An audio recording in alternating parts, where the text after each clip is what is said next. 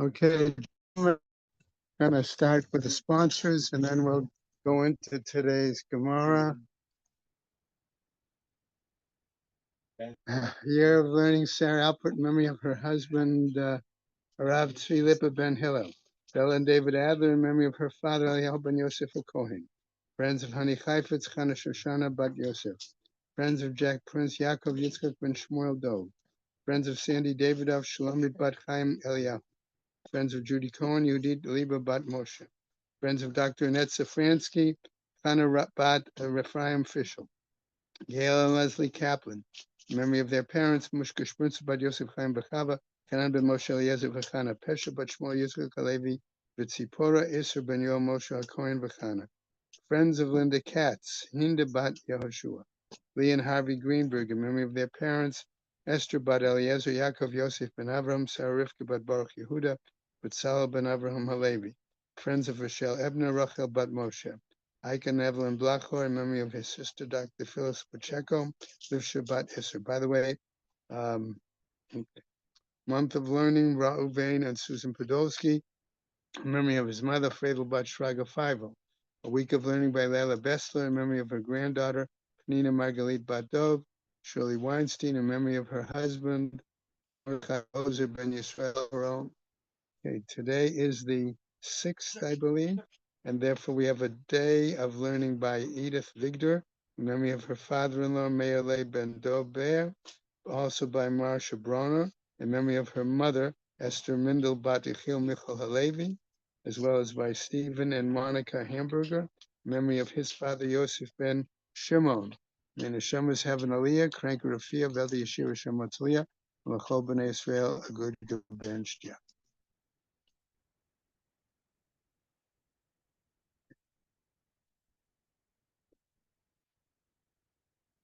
Okay.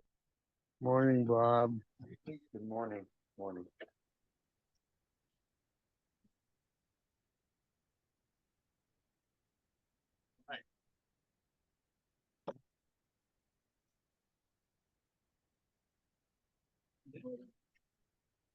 Okay, I believe that we are on Kuf.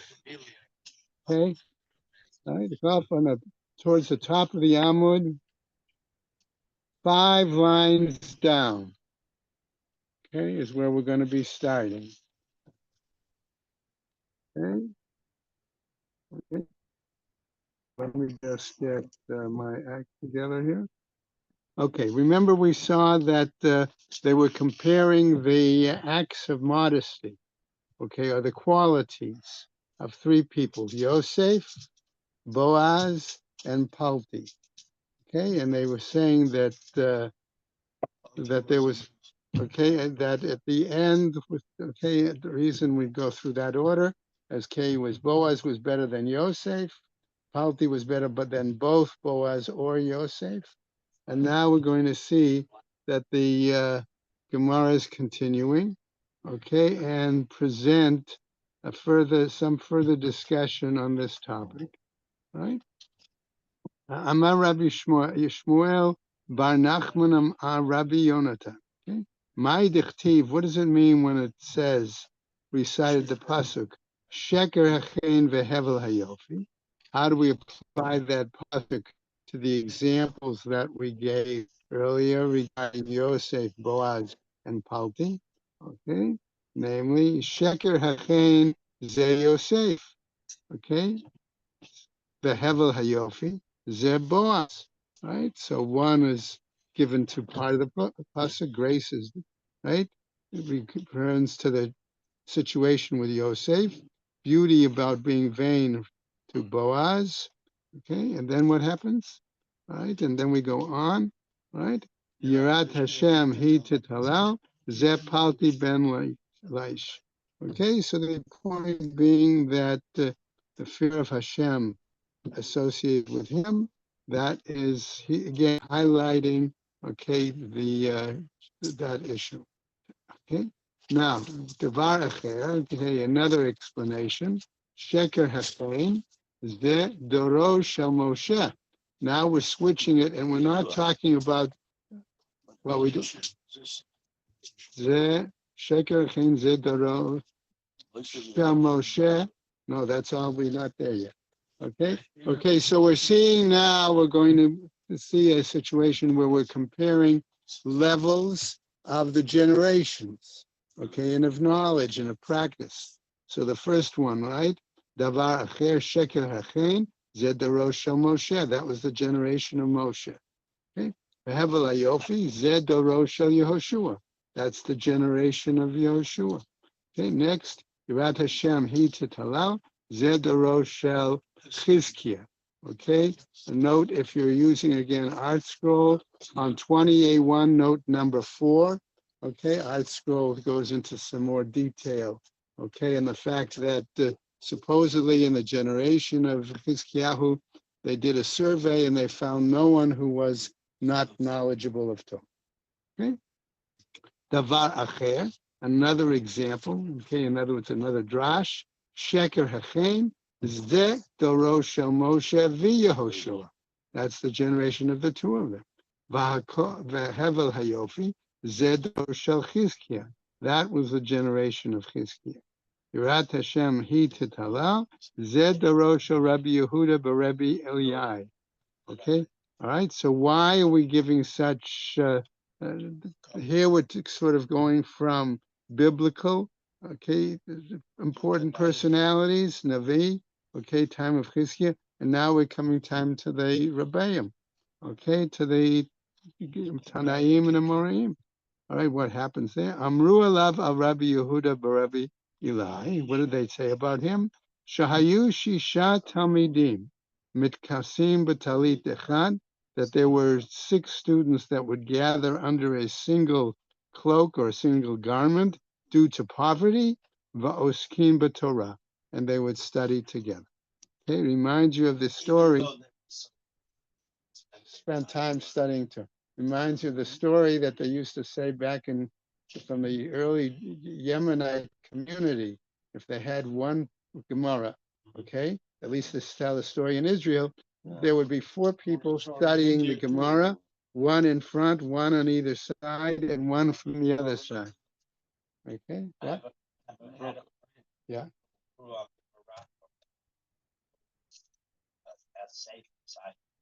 Uh-huh. That's how he would get to learn. Mm-hmm. Uh-huh. Okay, let's go on now. We start with a new Mishnah, right? Mate lo mate. We come back to the example we talked about in terms of the Kohen Gadol and the Melech, right? Some died. Eno yotzei mi petach polotarin shalo. He does not exit from the, want to call it the palace, right? Right? Rabbi Yehuda Omer, says Rabbi Yehuda, im rotzeh letzeit echar hamita. If he wants to go after the beer, yotzei, he goes out. Shekein matzinu b'David sheyatza achar mitato shel Avner. Because we see that with the example of David going out, okay, after the funeral bier of Avner.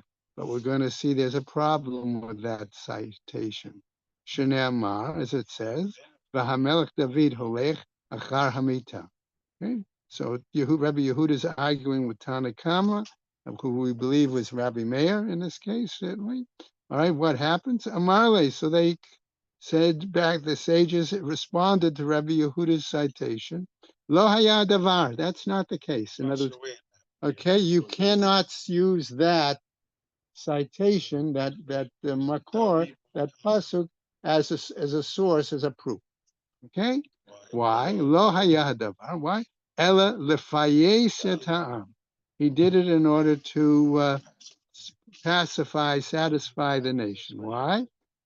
What happens? Ukashem avrim oto kol ha'am, and when the people came to bring him consolation, all right, misubin al haaretz, okay, they were sitting on the ground, right? Vahu mesav al hadargash, and he sat on the dargash. We will get into what a dargash is too much extensively, okay, but let's put it this way. It's certainly not a stool, it's not a low chair, it's something more significant than that. Right, we're going to get to that in today's daf, hopefully.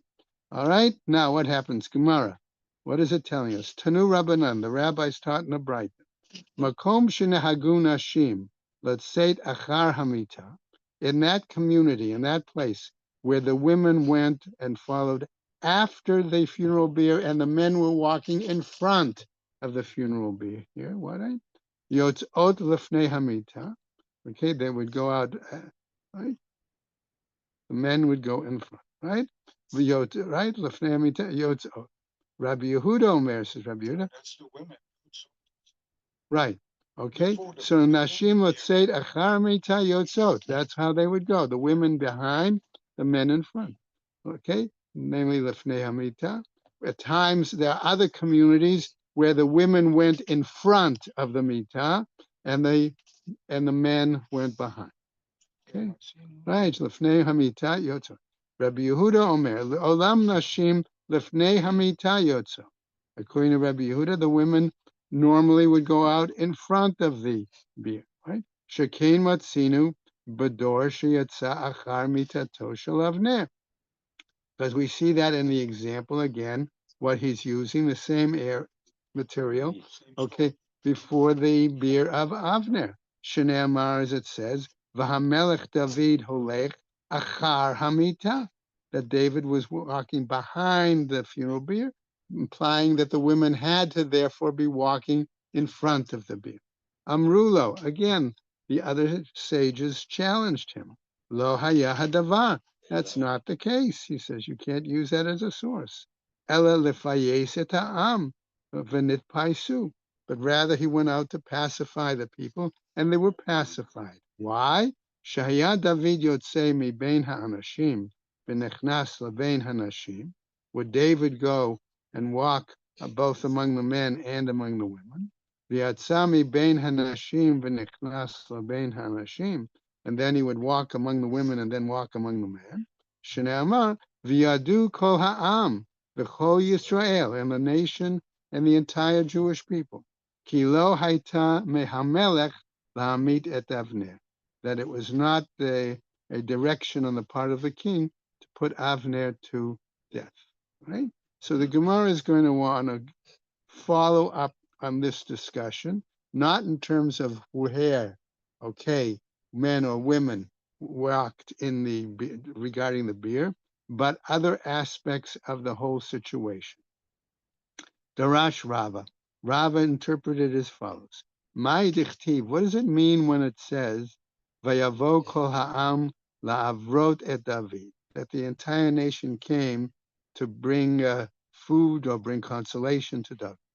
Ketiv, it's written, ulahachrot, ukarin, right? That it was written lahachrot, ukarinan lahavrot. Okay, that it was written lahachrot as if to slay him, but instead we read it as lahavrot, to provide the foodstuffs, consolation, right? B'tchila lahachroto. Initially, they wanted to slay him, thinking that he was responsible for Avner's death. Ulavasof lahavroto. And afterwards, Darshan Rava came to bring him consolation. Amar Rav Yehuda, says Rav Yehuda, Amar Rav, in the name of Rav. Mipnei ma ne'anash Avner. Why was Avner punished? Okay. Number one, first explanation. Mipnei shehaya lo limchot b'Shaul v'lo Micha. Okay. So according to this particular example, this suggestion, that it was Avner who was the head of the government, head of the army, that he should have protested to Saul regarding the killing of the Kohanim at Nob. Okay, and he didn't do so.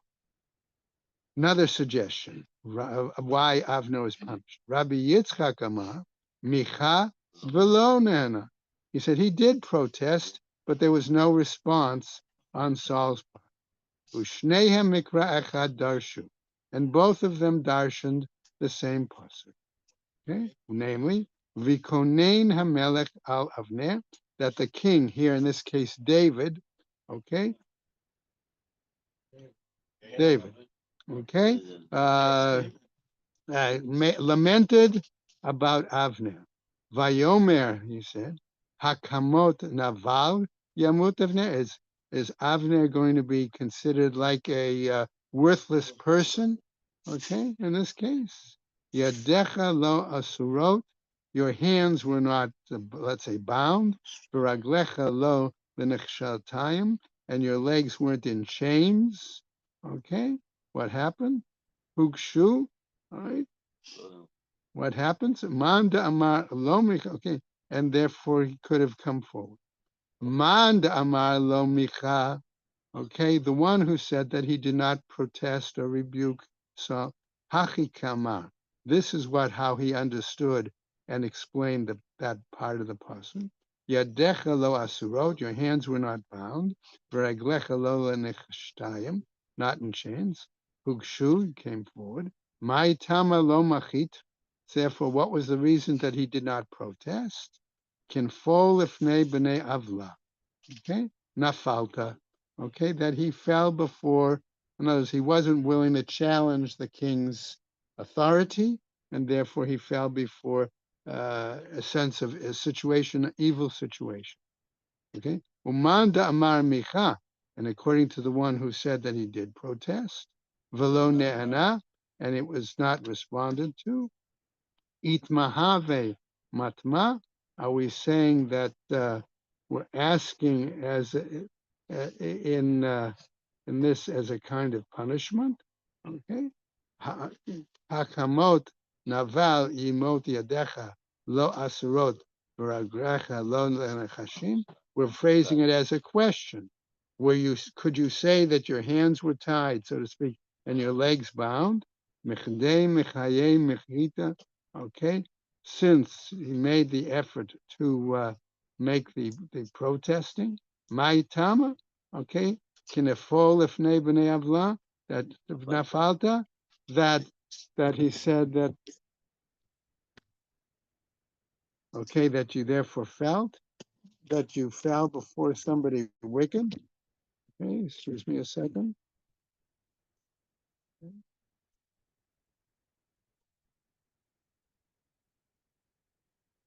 Does the word fell mean in terms of respect or esteem, or No, just no? You missed out enough. right. Okay, what happened? Afatul Laman da Amar Micha Maitama Yanesh. So according to that person, that he should have protested, and you said he did, there was no response. Are you going to say that you were held back by some reason? What was the implication? Laman da Amar Micha Maitama. And so according to that one, the one who said he protested, why would he be punished? Amar Rav Nachman Berebi Yitzchak, he gave the following. Sheshaha. Okay, what does it mean? He waited. He delayed. Namely, he delayed the establishment of David as the king. Why? Malchut Beit David, Shtei Shanim Umechze. Okay, because Avner, at the time after Saul's death, supported Mephibosheth and supported him to become king, and only later, while David was right, only a number of years later, 2.5 exactly, did David actually become the king. Okay, so that was the example that he gave there. All right, now we get to the, all right, okay, so we come back to our point, was that, as Michael was hinting at, we're dealing with this issue of what is the dargash. Okay, those who I don't know if Art Scroll, I didn't see in Art Scroll any sort of drawing, a diagram. In the Koren edition of the same Gemara, there are actually drawings to show the differences in what we're talking about, right? Okay, so just real quick, if I'm trying to give you a quick example, and then we'll go right into the text. Okay, let's assume for a moment that you have some kind of a cot. Okay, and how is the cot held? The cot has always got a thin mattress, and there's got to be something underneath. So how in their day they used leather straps to okay, as underneath, let's say, okay, to support. right? Okay, so we're going to see there's going to be a discussion in part of the Gemara on how those leather straps were attached. But we're also going to see that there's a whole different view that says that Dargash was not a bed normally used for everyday purposes, but had a special status. Okay, so now let's go into the Gemara. Okay, my Dargash. What do we mean by this item? This Dargash. Amar Ula, says Ula, Arsa de Gada. Okay, it's call it a bed of good fortune, a couch of good luck. Okay, Amar le Rabbanan Ula, and the rabbis responded to Ula, Mi ika mide da ad ha'idna lo otvine. Is there such an item where up to this point you wouldn't be sitting on it, using it? Vahashta modvinenle, and now for the purpose of mourning, you're going to sit on it. If it's supposed to be an extra bed that's for display, for good fortune, how come now it's suddenly being used? Okay. Matkifla Rava my kusha.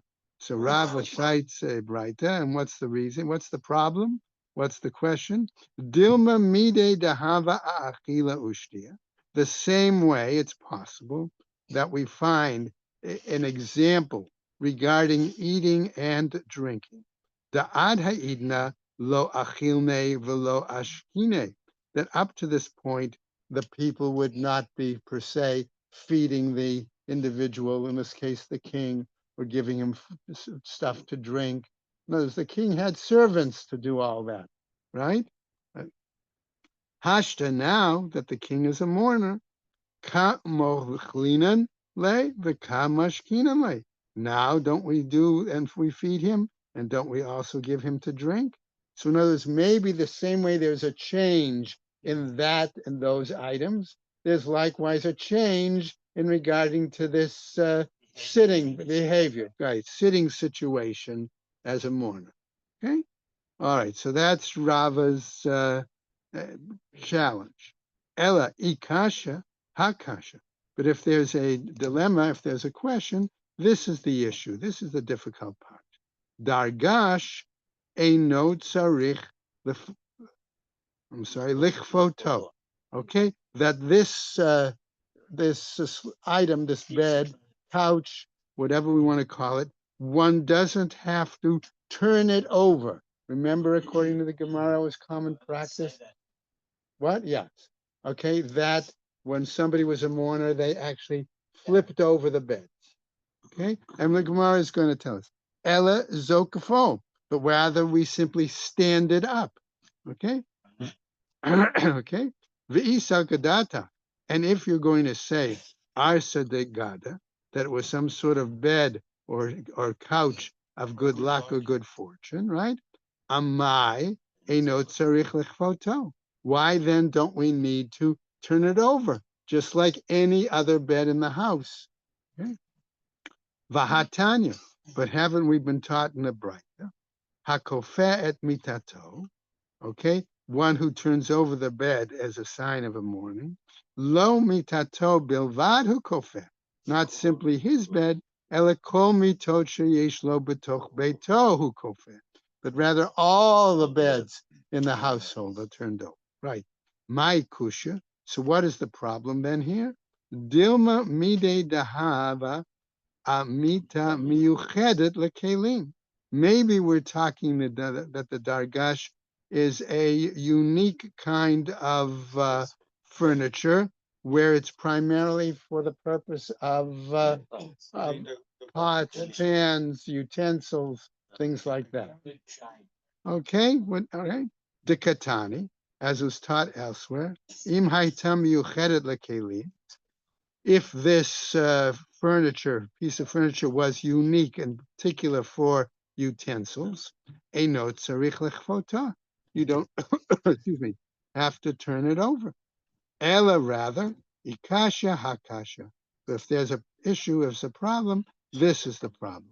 Rabbi Shimon ben Gamliel Omer, he says, dargash matir karvitin. Okay, vehu mofel me'alav okay, that the dargash is such that uses leather straps holding up the sheet or the mattress to a wooden frame. Okay, you remove the straps, the the sheet or whatever is going to fall by itself. Comes apart. Leather pad is gonna. Right, right. Okay. V'isa gadatach arsa degada karvitin. Okay, and if you're thinking that this furniture is a couch for good fortune or good luck, and you remove the straps, ma mi itle. Okay, what's going to happen to it? Ella ki ata Ravin Amar.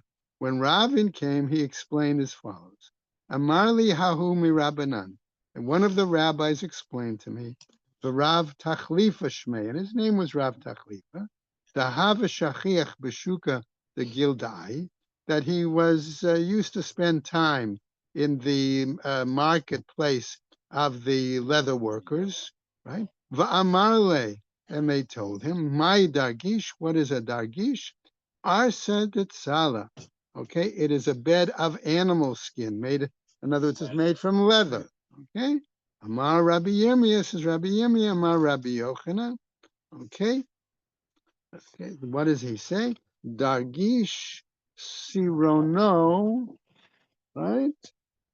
Mitocho. That this means that the leather, okay, was put through slits along the frame. Yes, Mike. When they cut the pad, rather than make a rectangle, it had the equivalent of strips of leather integrated. So it was cut like this. And then they cut slits in the wood and they stuck those tongues through the slits, folded them under and tied. Okay, thank you. All right. So that was, Pots in India. yeah, Yeah, they made still with make ropes. furniture like You that. have you have them like a bench or something, yeah. empty, and what they did was tie the ropes from one end to the other with one continuous We're going to rope. get to that. Oh, okay. Okay. One person talking at a time, please. If you would like to, I'd like people contributing to the DAF, but But there they did not, as far as I know, they didn't use leather because that was too expensive sense. as opposed And the to cow ropes. had been a sacred, right back. Okay. So what happens? Okay. Siruga me al gaba. Okay. So that's the question of how it was tied. How, okay. And according to another view, it wasn't slipped through from underneath, it was tied from above. Siruga me al gaba, from above. Me tive, says the Gemara. Well, challenge this with a Braita. Okay. Kli eitz me matar mekablin tuma. We'll raise an example from that of a wooden utensil. At what point does it become impure? Hamita, okay, so what happens? All right, Hamita v'ha'arisa, regarding a bed or regarding a crib, okay, mishu shafim, they were polished, rubbed, ba'or hadag, by using fish oil. No, fish skin. Fish skin. Right, I'm sorry, fish skin. Fish skin, right? The imate mesureget, and if it's a bed that we said was tied, slits and tied through from underneath, right? Okay. The rope was wrapped completely. Okay, I'm sorry, this mesureget wrapped over the frame. Okay, who? Me al gaba lamali shifit or hadag. Okay, if that was the case, why then was there be any need to polish, rub the surface of the wood with the skin of a fish? Okay, elaha, but rather this, vaha, okay, mi tocho, but rather we're talking from underneath, from inside. Mita haule apok bevizione, okay, that it was threaded in such a way through slits, okay, okay, that was one possibility. Vapoki bevizione, right, and that, right, dargash eluye vapuke mi avkata, okay, whereas the dargash, however, was threaded and put in a way in a different manner. Okay. right? They It was would put, have the weavings, it was but done they in, would be loops, and then the mattress what would they, okay, the example I would give is that you had the frame and you would have a piece sticking out like a loop, and you would work it through and tie it that way. so that when you go back to where it said they loosened it and it dropped, it had to be this form. Right. Okay. In other words, you'd simply untie the rope or whatever was used at the bottom, or remove what was there in the bump, Everything falls holding up the, let's call it, mattress or sheet. Okay. What happens? Amar Rav Yaakov, says Rav Yaakov, Amar Rabbi Yoshua ben Levi. Halacha Rabbi Shimon ben Gamliel. He liked his Rabbi Shimon ben Gamliel's explanation.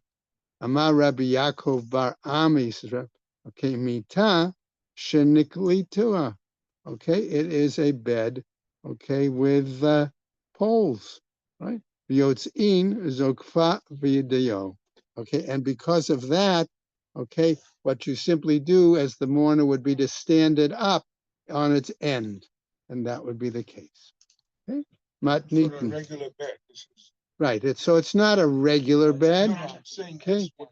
Okay. In other words, if you think of a bed that, again, our Corin had a picture. Think of a four-post, what we would call a four-poster bed. Okay, something like that. Posts are edges, they're centered middle with a tap up. That may be. So Okay. that when The, they drape the mat, the cover over. okay. slightly That's less than elsewhere.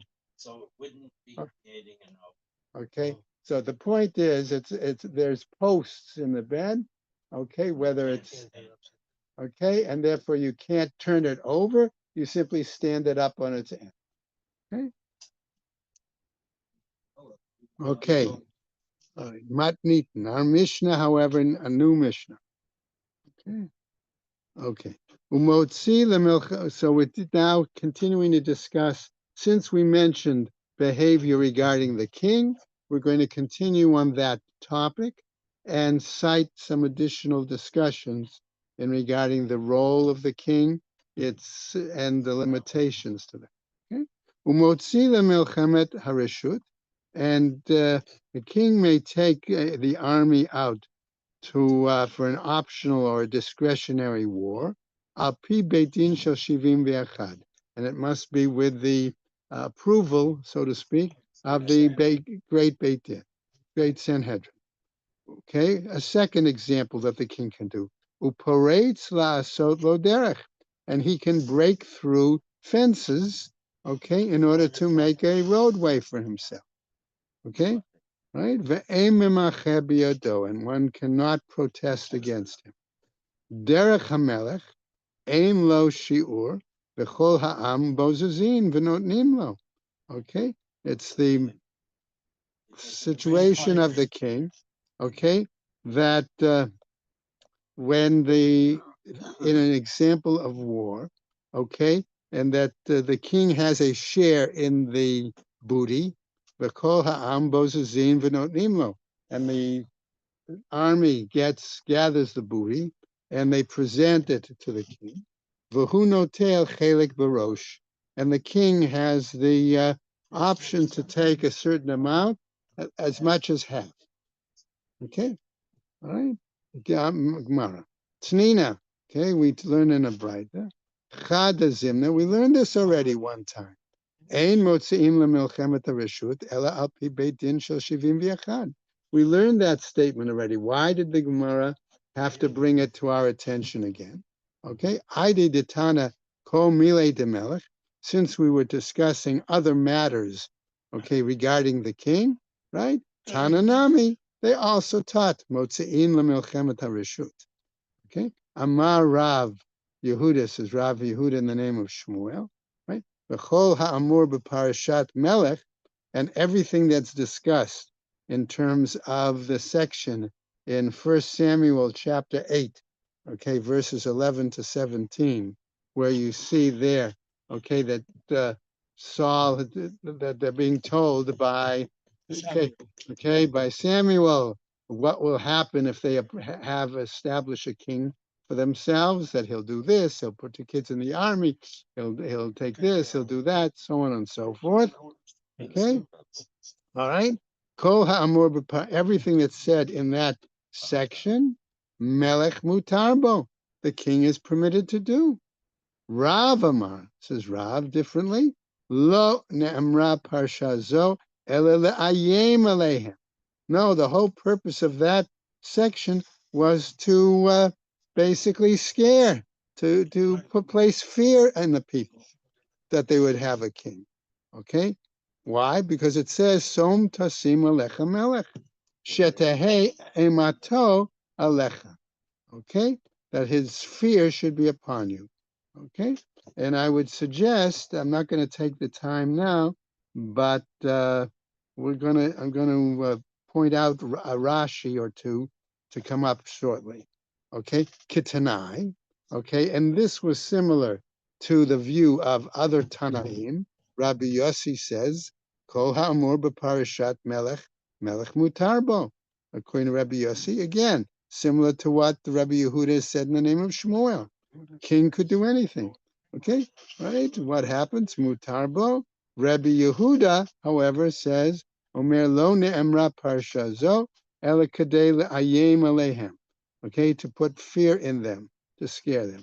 Shnei amar, som tasim alecha melech, shetehe emoto alecha. Okay? Right, so again, I would just point out real quick that there's okay, I'll get to it. All right. All right. So what happens? La'ayem alechem shneimar, somtasim alechem melech.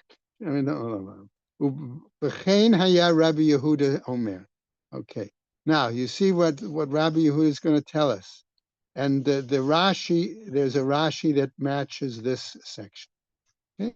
Haya Rabbi Yehuda omer.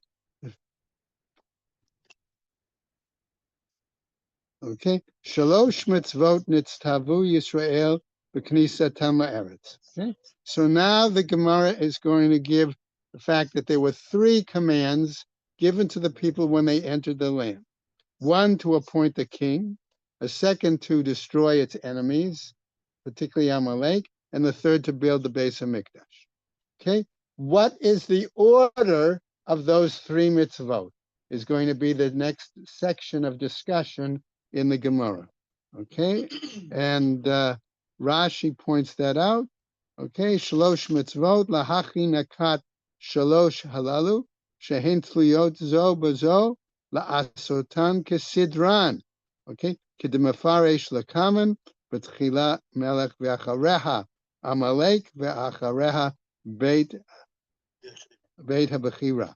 Okay, so Rashi takes it that the way that they were presented is the way they were to be done. Okay, but we'll see if that's the okay. So Rashi is right. What happens?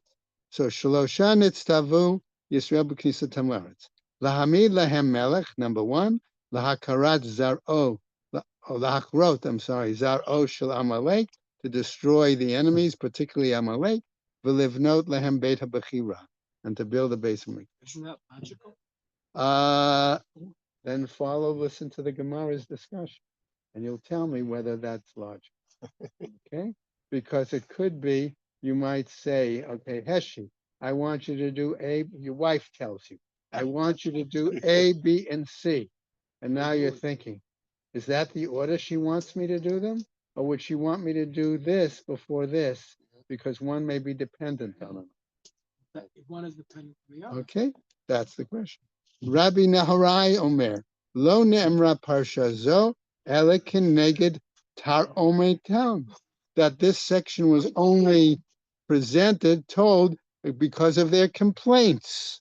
Shene Amar, as it says, Va'amarta, and you shall say, Va'asima alai melech v'gomer. Okay, place in the Asakim. Tanya, Rabbi Eliezer, and Rabbi Eliezer teaches, Omer, Zekenim Shebador Kehogan Shalu. The elders of the generation appropriately asked, as it says, Tanat Lanu Melech L'Shaftenu, give us a king who will judge. In other words, that the king's role is primarily to be well, Judge. administrative. Okay, and that may include some spiritual aspects, but it's primarily administrative. Okay, aval amei haaretz, but the amcha, so to speak, shebahen kilkalu, they ruined it. Shneamar, why? Because what did they say? Vahinu gam anachnu kechol hagoyim v'shaftenu malkenu v'yetzei lefanenu. We want to be like all the other people. Okay, the king will rule over us. He'll lead us out in war, etc., etc. Okay, Tanya and a Braita teaches. Rabbi Yossi Omer.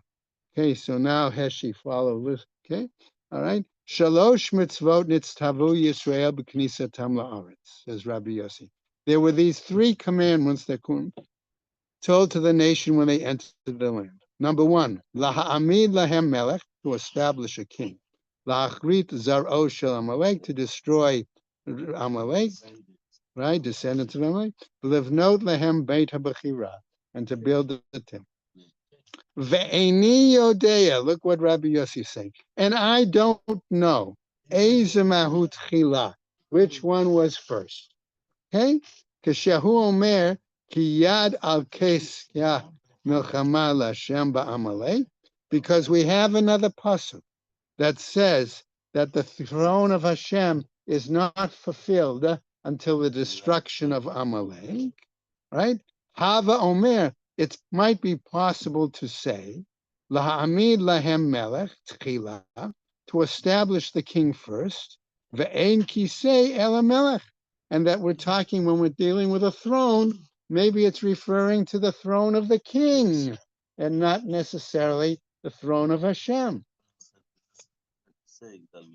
Uh-huh. V'yeshev Shlomo al kisei Hashem lamelech, as we see as the association between the throne and the king, referring to Solomon, right? Va'adayan eni yodea, and still I don't know. Im livnot lehem beit habechira tchila, or if they were supposed to build the beit habechira first. Or lachrod zaro shel Amalek tchila, or to destroy Amalek first. Okay? Kashehu omer, and when the pasuk says, "V'hiniach lechem mikol oivechem v'gomer," and when it says, "And you shall have a restraint, have peace," okay, from among your enemies, right? V'hayah hamakom asher yivchar Hashem v'gomer. Excuse me, and then it says, "In the place which Hashem will choose," etc., etc. Have omer, perhaps this is telling me, lahachrit zaro shel Amalek techila, to destroy the descendants of Amalek first. V'chein b'David, and this is similar with regards to David. Why? Because he says there regarding David, "Vahi ki yashev hamelech David beveito," when David was sitting in his home, in other words, in his palace. V'Hashem hiniach lo misaviv, okay, and he had respite from the enemies around him.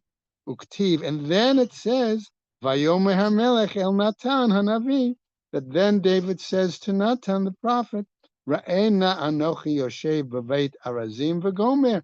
Okay, I'm sitting comfortable in a nice palace, and where's Hashem? Okay, Build a cedar building. right? Amar Reish Lakish, says Reish Lakish, dealing with the same issue of the order. Okay, B'tchila Melech Shlomo al ha'elyonim. Okay, initially Shlomo reigned over the upper beings, namely the demons. Shneamar v'yeshev Shlomo al kisei Hashem ulevasof Malach al hatachtonim.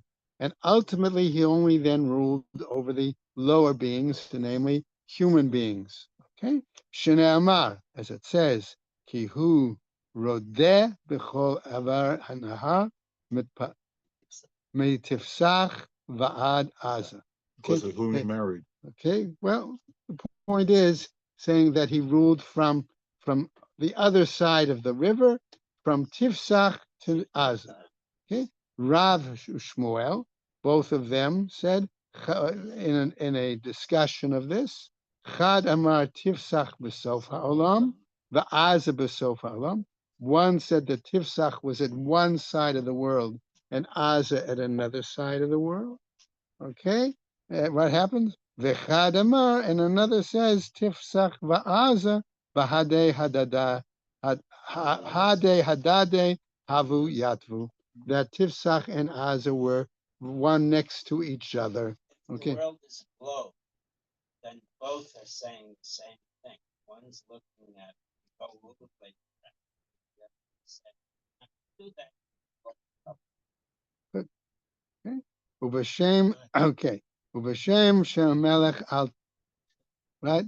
Right. Ubashem Shemelech al Tifsach ve'al Aza. And the same way that he ruled over Tifsach and Aza. Kach malach al kol ha'olam kulo. So likewise, he ruled over the entire world. Levasof, but in the end, what happened? Lo malach ela al Yisrael, that he only ruled over Jewish people, Israel. Shene'amar, as we have a pasuk that later tells us, referring in Kohelet, Ani Kohelet, Hayiti melech al Yisrael v'gomer. I ruled over Israel. Ulavasov, and eventually, at the very end, Lo Malach Ela al Hayushalayim, that he only ruled over Jerusalem. Why? Shenamar, we have a pasuk, Divrei Kohelet ben David, Melech B'Yushalayim, citing that as an example. Ulavasov, and furthermore, eventually, what happened? Lo Malach Ela al Mitato, that he only ruled over his own bed. Shene'amar, why? Hinei mitato shalishlomo v'gomer. Okay, because he had the guards around him. Ulevasov, and furthermore, down at the end, lo malach ela al maklo. He only ruled over his own staff, his own stick, walking stick.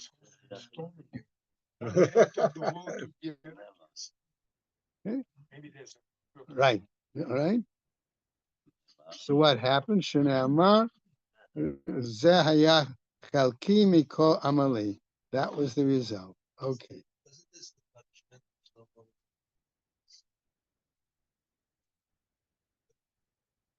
It could be.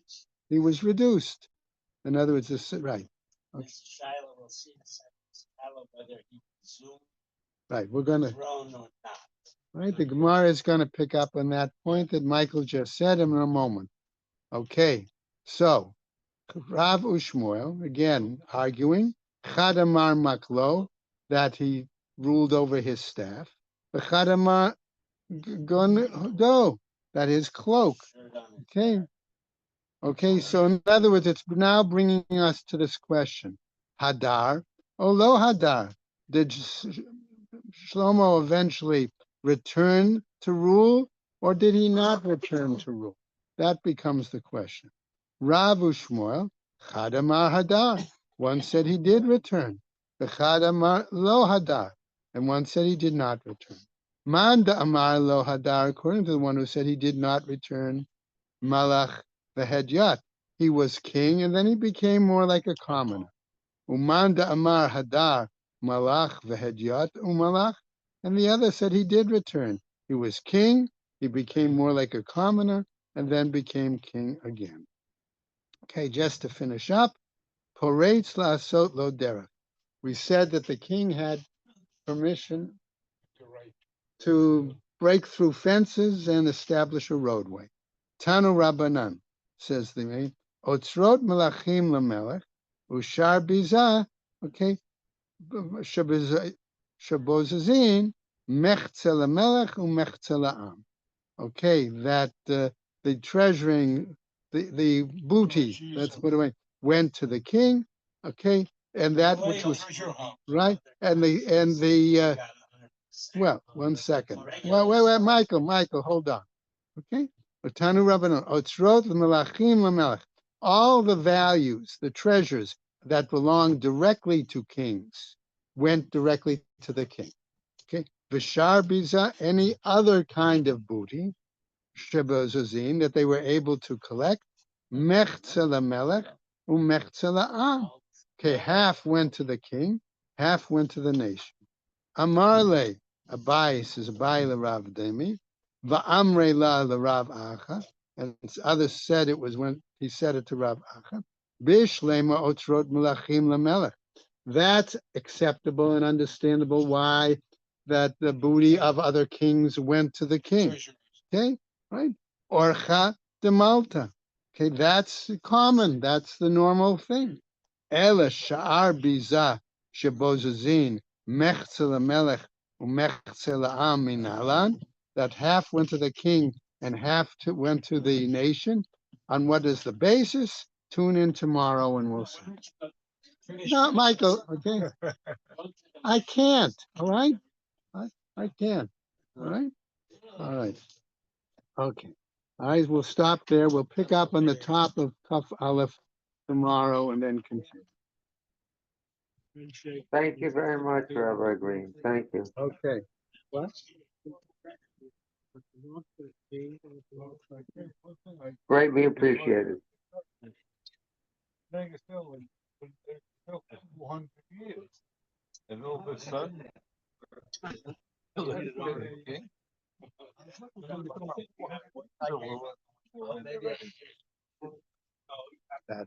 That's the difference between, I'm suggesting that's the difference between the Gemara saying the elders understood the role of the king in one manner, the Amcha in another. Only $12.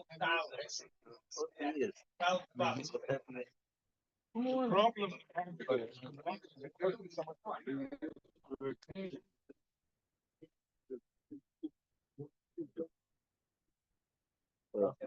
We had a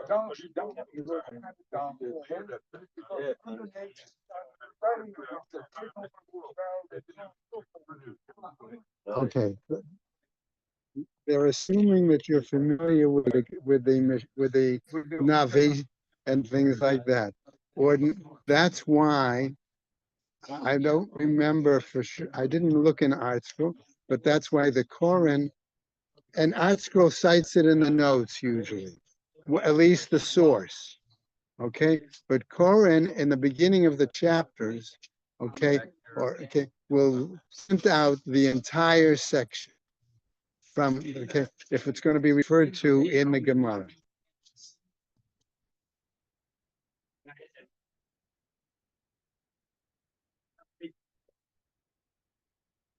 Okay.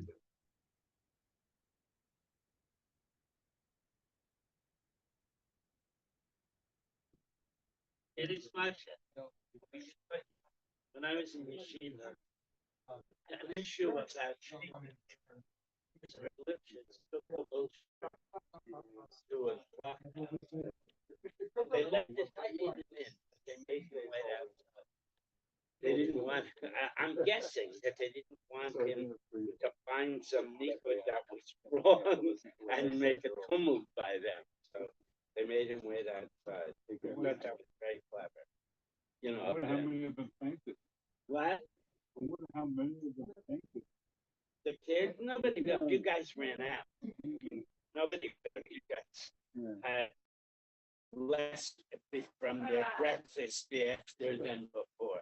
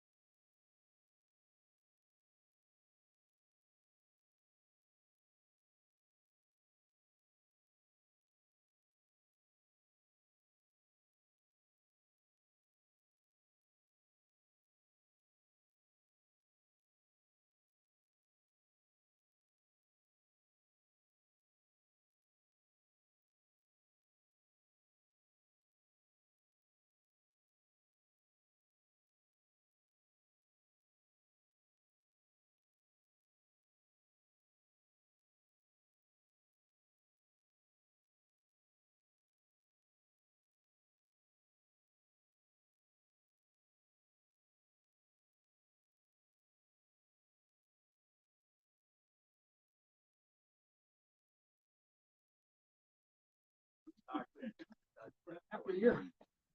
After a year, I So the style of his is Right? there's still nothing in there.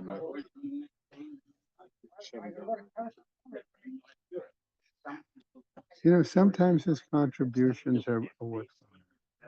Okay, but what bothers me is so quick to shout it out. You know, if he would raise his hand and be recognized. But I do look